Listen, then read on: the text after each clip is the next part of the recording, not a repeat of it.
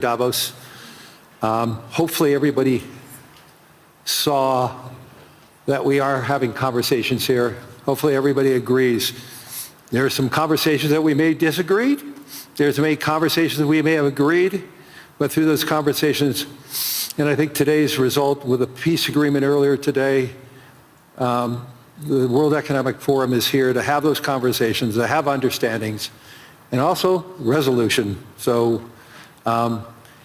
it's an important component of who we and what we are, and I'm thrilled to have Elon Musk here. He came all the way from California to be here to see all of you, so thank you, Elon. You're most welcome.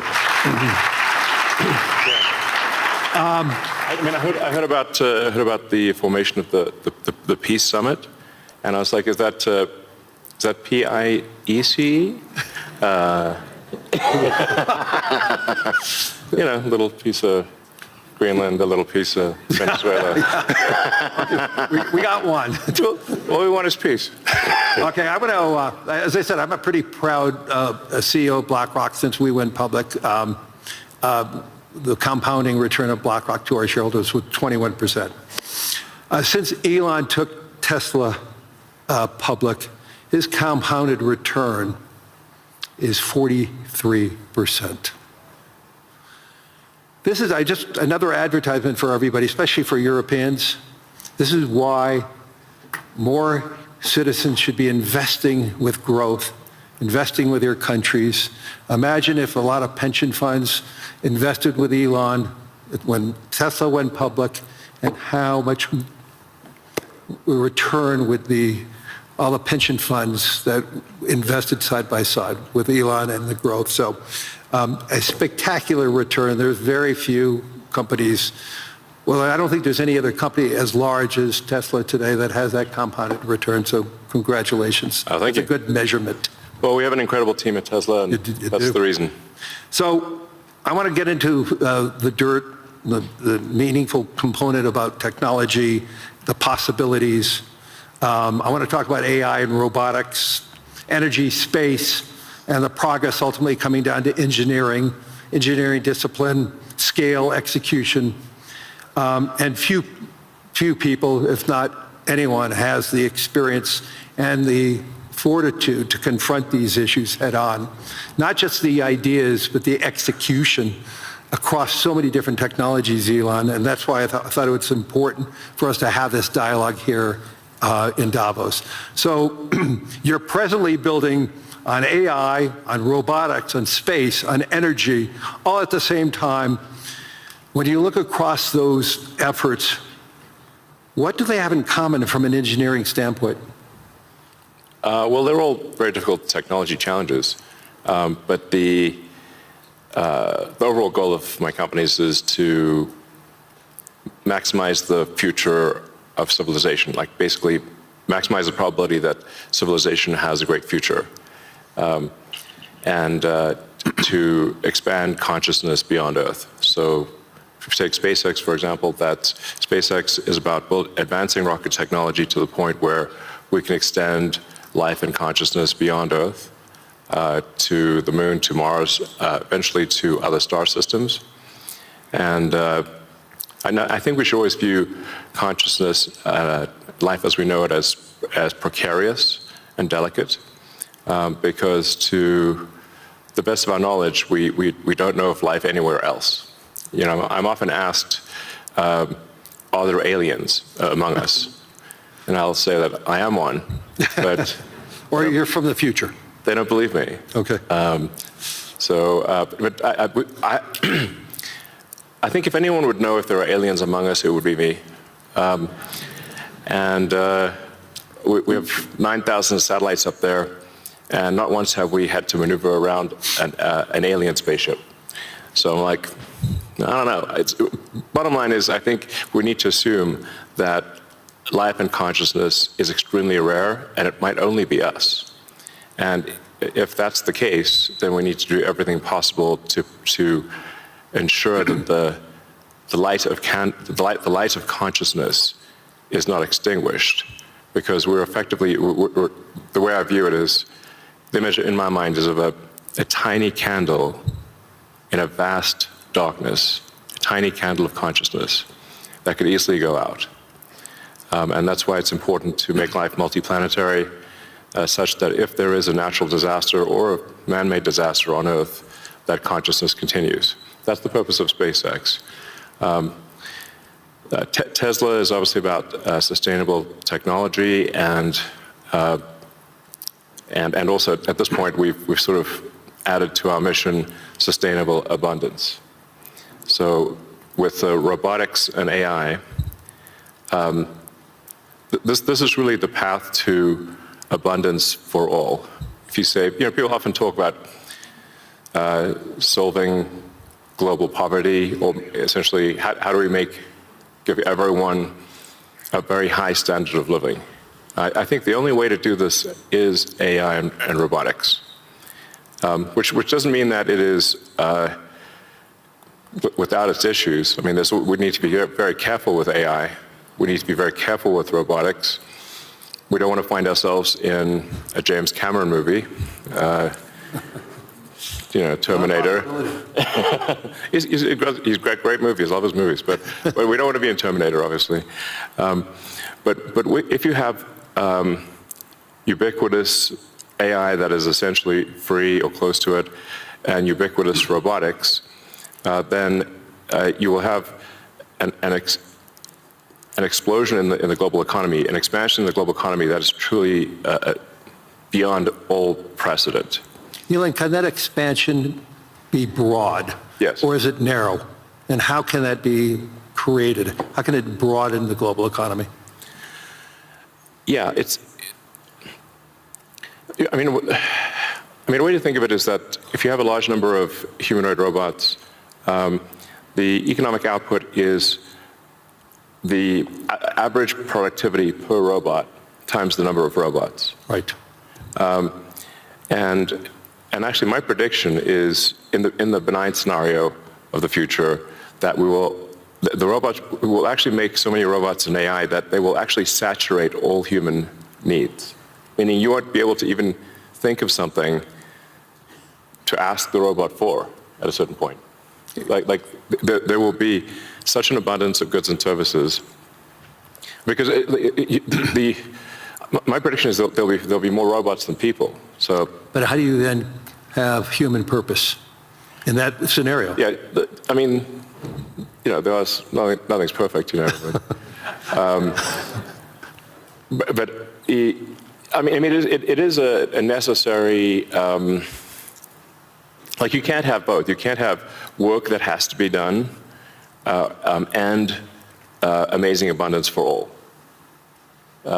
Because if it's work that has to be done, then you and only some people can do it, then you can't have abundance for all. Then it's narrow. Yes, narrow. Yeah. Exactly. So, but if you have billions of humanoid robots, and I think there will be, I think everyone on Earth is going to have one and going to want one, because who wouldn't want a robot to, assuming it's very safe, watch over your kids, take care of your pet.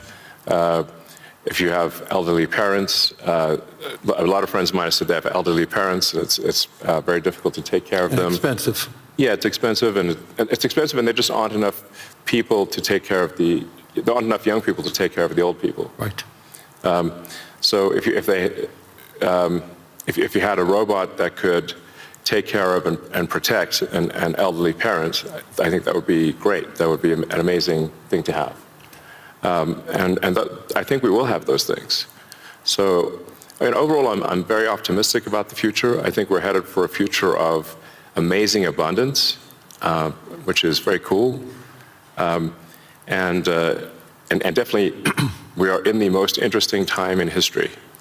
I think there's a more interesting time in history. So. Can you and I reverse aging in this new history, or are we going to see it? I haven't put much time into the aging stuff. I do think it is a very solvable problem. Like you can. I think when we figure out what causes aging, I think we'll find it's incredibly obvious. It's not a subtle thing. The reason I say it's not a subtle thing is because all the cells in your body, with some pretty much age at the same rate. Yeah. I've never seen someone with an old left arm and a young right arm ever in my life. So why is that? That means that there must be a clock, a synchronizing clock, Right. that is synchronizing across 35 trillion cells in your body.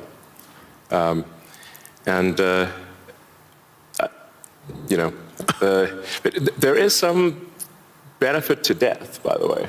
It's like there's a reason why we don't actually have a longer lifespan, because if people do live forever for a very long time, I think there's some risk of an ossification of society, of things just getting kind of locked in place, it just may become stultifying, just not lack vibrancy. But that said, do I think we'll figure out ways to extend life and maybe even reverse aging? I think that's highly likely. I'm looking forward to that. Yeah. In the future that you talk about, the AI models, autonomous machines, rockets, depends on massive increases in compute, massive increases in energy, expensive energy, manufacturing scale. What are the bottlenecks to get there? And once again, with all that expenditures, again, how can we make sure that it's broad and not narrow?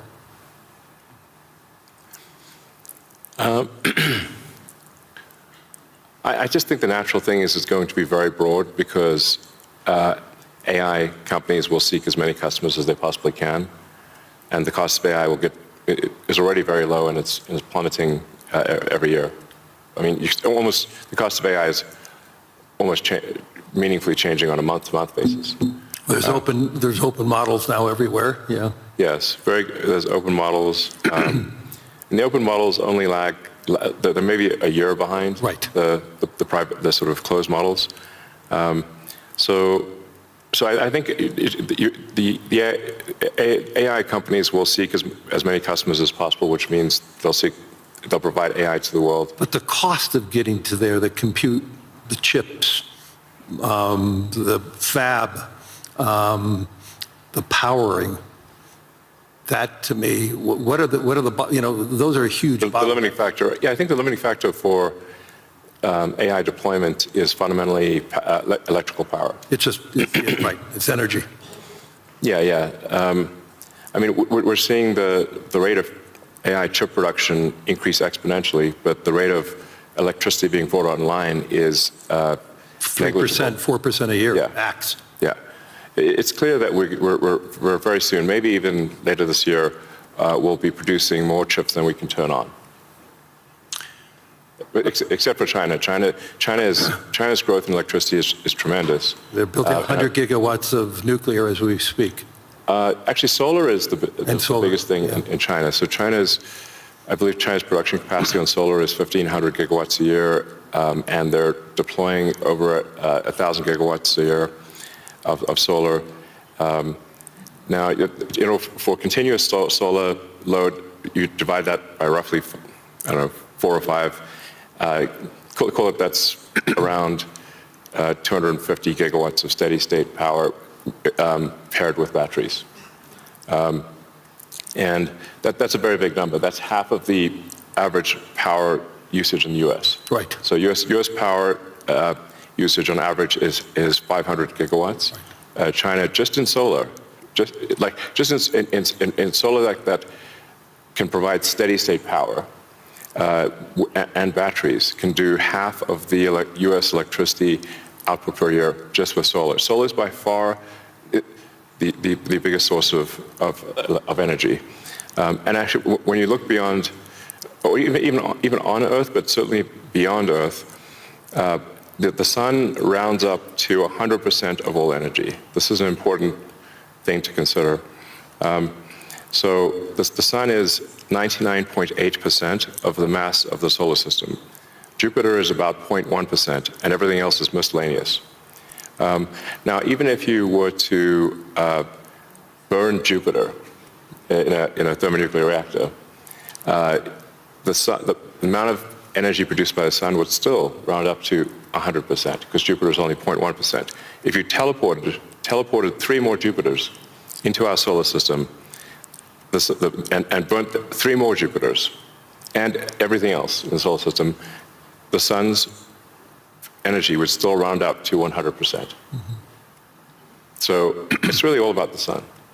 And that's why one of the things we'll be doing with SpaceX within a few years is launching solar-powered AI satellites. Right. Because the space is really the source of immense power, and then you don't need to take up any room on Earth. There's so much room in space, and you can scale to enormous. You can scale to, I think, ultimately hundreds of terawatts a year. You and I have had these conversations before, but why don't you tell the audience, what would it take for the United States, and what type of geography would it take to have that solar field to electrify the United States? And then let me ask a question, why aren't we doing it? Yeah, so, I mean, I guess a rough way to think about it is 100 miles by 100 miles, or call it, I don't know, 160 kilometers by 160 kilometers of solar is enough to power the entire United States. So the 100 mile by 100 mile area is, I mean, you could take basically a small corner of Utah, Nevada, New Mexico. Obviously, you wouldn't want it all in one place, but it is a very small percentage of the area of the U.S. to generate all of the electricity that the U.S. uses. And the same is true, actually, I mean, for Europe. You could take a small part, you could take relatively unpopulated areas of, say, Spain and Sicily, and generate all of the electricity power that Europe needs. So why don't you think that there's a movement towards that here and in the United States? Well, there is. As it is in China.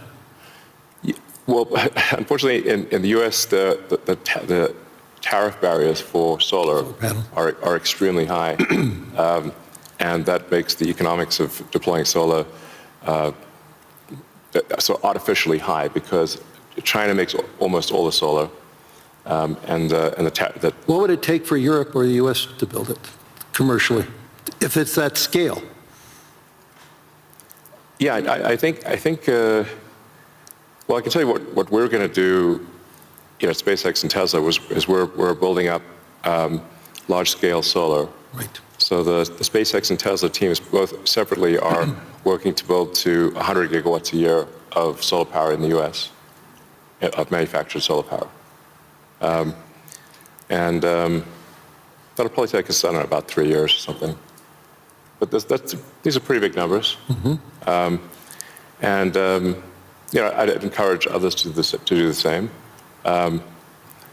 We obviously don't control the U.S. Tariff policy, but for other countries, I would recommend that China makes solar cells that are incredibly low cost, and I think it would be worth doing large-scale solar.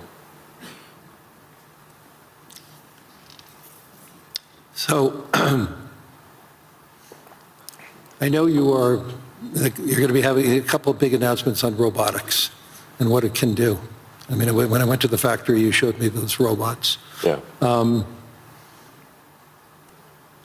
How quickly, you talked about the billions of robots, but how quickly can they be deployed in a manufacturing setting? How quickly can they be utilized and be functional and create that abundance that you talked about? Well, humanoid robotics will advance very quickly. I think we do have some of the Tesla Optimus robots doing simple tasks in the factory. We expect probably later this year. By the end of this year, I think they'll be doing more complex tasks. but still deployed in an industrial environment.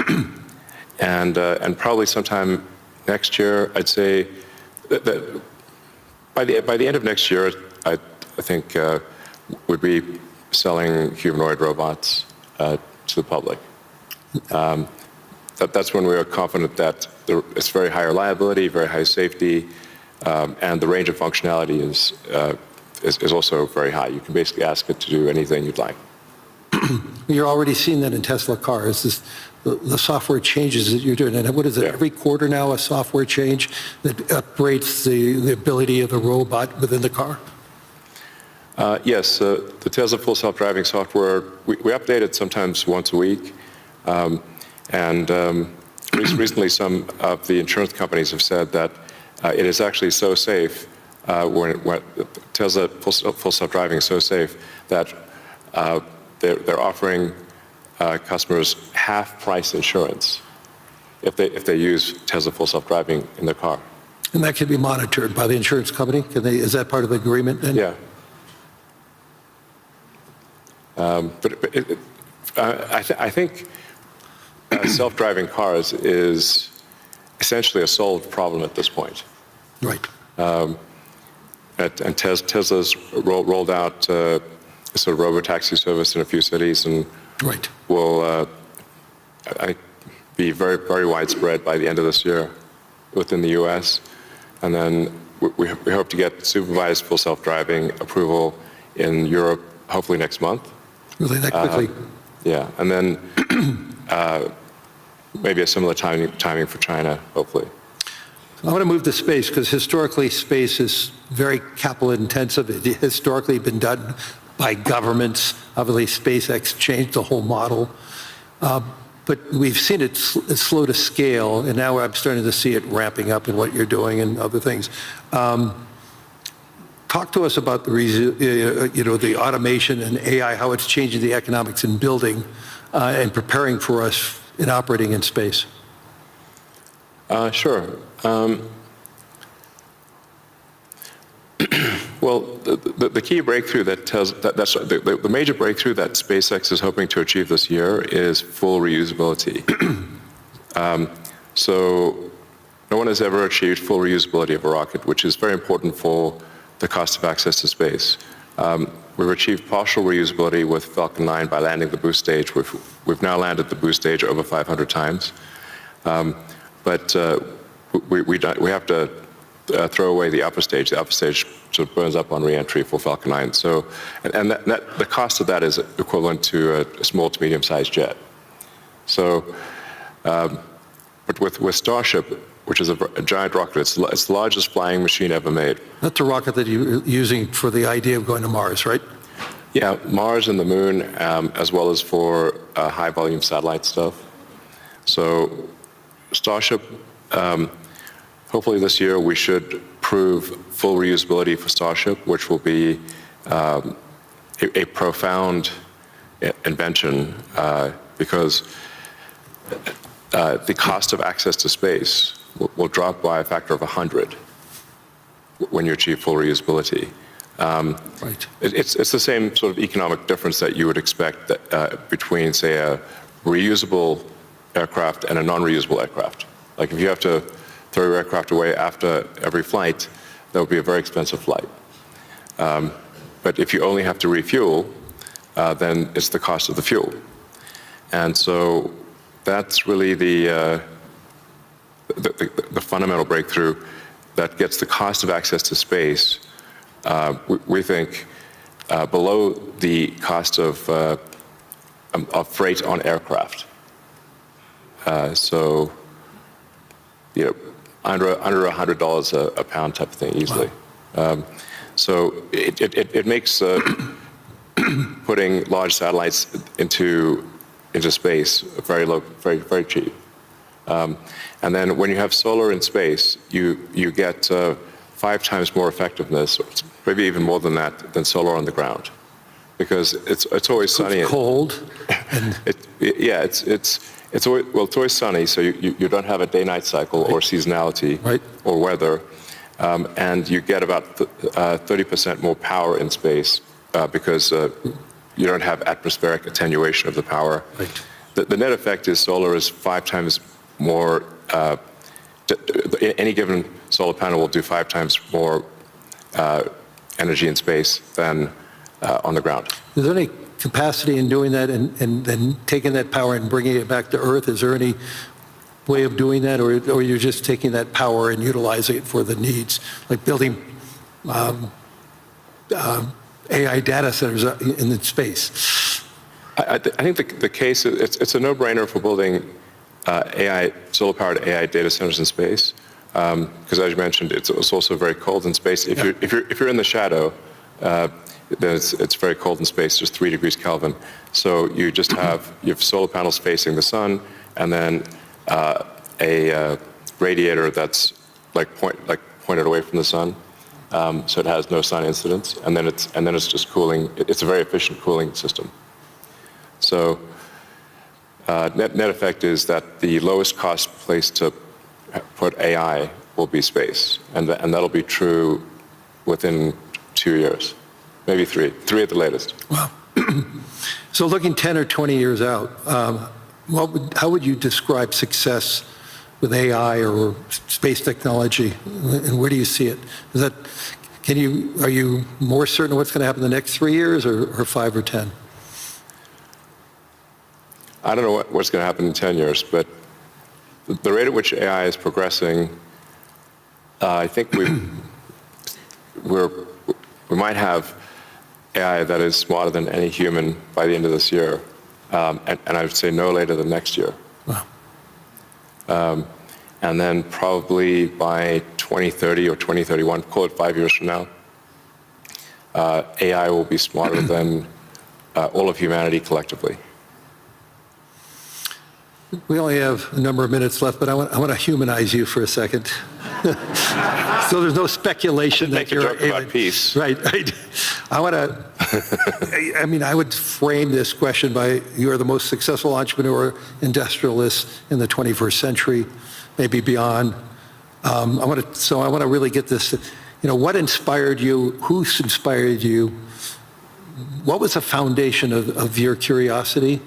And importantly, was there an aha moment, an epiphany at any time in your life and career? Well, as a kid, I read a lot of science fiction, sci-fi fantasy books. Yeah, we talked about that. And comic books, and I always liked technology. I didn't expect to be where I am today. That seems incredibly implausible. But I was inspired by reading about books about the future, about science fiction, and I guess I want to make science fiction not fiction forever. At some point, turn science fiction to science fact. We want to have like Starfleet and Star Trek, really, for real, like where we actually have giant spaceships traveling through space, going to other planets, traveling to other star systems. I'm just interested if I could be beamed up to go back to New York. I'd like to just be beamed back to New York instead of flying. Yeah. Talking about Star Trek. No, I guess my essential, what I would call the philosophy of curiosity. I'd like to understand the meaning of life. Is the standard model of physics correct regarding the beginning of life, beginning of existence, and the end of the universe? What questions do we not know to ask that we should ask? And AI will help us with these things. So I'm just trying to understand how do we get here? What's going on? What's real? Are there aliens? Maybe there are. And if we've got spaceships that are traveling to other star systems, we may encounter aliens, or we may find many long dead alien civilizations. But I just want to know what's going on. I'm curious about the universe, and that's my philosophy. Do you see yourself ever going to Mars in your lifetime? Yeah, I would say like That's a long commitment. I've been asked. Isn't that 3 years each way? It's 6 months. 6 months, that's all it is? Yeah, 6 months, but the planets only align every 2 years. Okay. So, yeah, I've been asked it a few times, like, do I want to, die on Mars? And I'm like, yes, but just not on impact.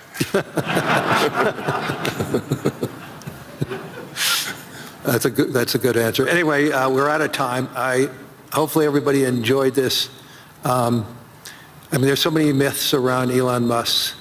I could tell you he's a great friend, and I constantly learn so much from him.